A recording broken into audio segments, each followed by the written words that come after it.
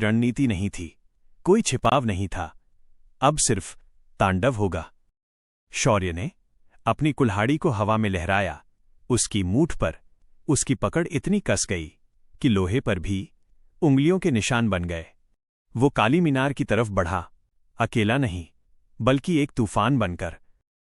आर्या और उसके साथी पीछे थे, लेकिन शौर्य की रफ्तार बिजली से भी तेज थी। रुको! मीनार के मुख्य द्वार पर खड़े दो विशालकाय लौह दानवों आयरन गोलम्स ने रास्ता रोका। ये साधारण सैनिक नहीं थे, ये अघोसुर के बेजान पुतले थे, 10 फीट ऊंचे और लोहे के बने हुए। वापस जाओ कीड़े, एक दानव ने अपना भारी गदा उठाया। शौर्य रुका नहीं, वह हंसा, एक ऐसी हंसी जो युद्ध के नगाड़े जैसी थी। कीड़ा, मैं नहीं, तुम हो जो रास्ते में आ गए हो। शौर्य ने छलांग लगाई, सीधे दानव के सीने पर। उसकी कुल्हाड़ी हवा में कौंधी और एक सुनहरी लकीर खींच दी। खन्नन! एक जबरदस्त आवाज हुई। लोहा लोहे से टकराया, लेकिन शौर्य की कुल्हाड़ी में अब जंगल की आग थी। उसने दानव के लोहे के कवच को कागज की तरह फाड़ दिया। दानव का सीना चीर गया, उसके अंदर से काला तेल और धुआं निकला। वो लड़खड़ाया और धड़ाम से गिर पड़ा। दूसरा दानव ये देखकर सहम गया। ये इंसान नहीं है। शौर्य जमीन पर उतरा। उसकी आंखों में अब आंसू नहीं थे, सिर्फ प्रलय, डिस्ट्रक्शन था। हट जाओ! शौर्य ने दहाड़ मारी, वरना आज लोहा भी पिघल जाएगा। उसने अपनी कुल्हाड़ी को जमीन पर घसीटते हुए दौड़ लगाई। कुल्हाड़ी से चिंगारियां निकल रही थीं। दूसरे दानव ने हमला किया, लेकिन शौर्य उसकी टांगों के बीच से निकल गया और पीछे मुड़कर उसके घुटनों पर वार किया। कटाक! दानव के पैर कट गए। वो पहाड़ जैसा शरीर जमीन पर आ गिरा। शौर्य उसके ऊपर चढ़ गया और उसकी गर्दन पर आखिरी वार किया। खच! सिर धड़ से अलग। मीनार का रास्ता साफ हो चुका था, लेकिन असली चुनौती अब सामने थी। मीनार का दरवाजा किसी लकड़ी या लोहे का नहीं था, वो काले जादू से बना था। उस पर लाल रंग के मंत्र चमक रहे थे। जो भी उसे छूता वो भस्म हो जाता। आर्या दौड़कर आई। शौर्य, रुको! इसे मत छूना, ये अग्निद्वार है।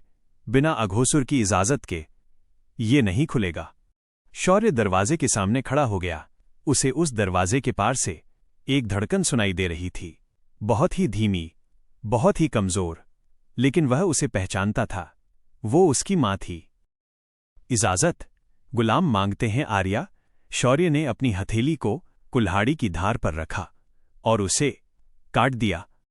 ताजा खून टपकने लगा, शौर्य का खून जो अब सुनहरा हो चुका था। और मैं अपना रास्ता खुद बनाता हूं।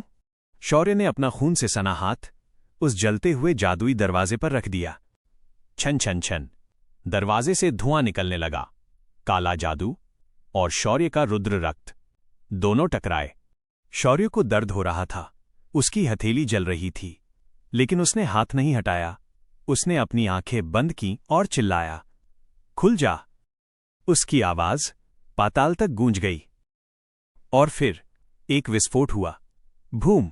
वो जादुई दरवाजा कांच की तरह टूटकर बिखर गया। धुएं के गुबार के बीच शौर्य खड़ा था। उसका हाथ जला हुआ था, लेकिन माथा गर्व से ऊंचा था। अंदर अंधेरा था, लेकिन उस अंधेरे में सीढ़ियों के ऊपर से हजारों लाल आंखें चमक उठीं। अघोसुर की छाया सेना, शैडो आर्मी। वे दीवार पर रेंग रहे थे, छत से लटक रहे थे, हजारों की तादाद में। स्वागत है राजकुमार! अंधेरे से एक आवाज आई। तुमने दरवाजा तो तोड़ दिया, लेकिन क्या तुम इस मृत्युचक्र को तोड़ पाओगे? शौर्य ने अपनी कुल्हाड़ी को कंधे पर टिकाया। उसने आर्या की तरफ देखा और मुस्कुराया। इन्हें लगता है मैं यहां मरने आया हूं। फिर वो पलटा और उन हजारों राक्षसों की आंखों में देखा। मैं मरने नहीं, मैं यमराज को छुट्टी देने आया हूं। आक्रमण! शौर्य उस अंधेरे समुद्र में कूद पड़ा, अकेला। हर वार पर एक राक्षस खत्म, हर कदम पर एक नई लाश। वो सीढ़ियां चढ़ रहा था, एक एक करके, ऊपर और ऊपर, जहां उसकी मां इंतजार कर रही थी। मीनार की सबसे ऊंची कोठरी में, जंजीरों में जकड़ी हुई एक कमजोर औरत ने अचानक अपनी आंखें खोलीं। उसकी सूखी आंखों में 20 साल बाद आज पहली बार चमक आई। उसने होठों को हिलाया और बिना आवाज के कहा, मेरा बेटा, मेरा शौर्य आ गया। लड़ाई अब सिर्फ जमीन पर नहीं थी, ये खून और ममता की पुकार थी, और इस पुकार को रोकने की ताकत अघोसुर के पास भी नहीं थी। तांडव शुरू हो चुका था।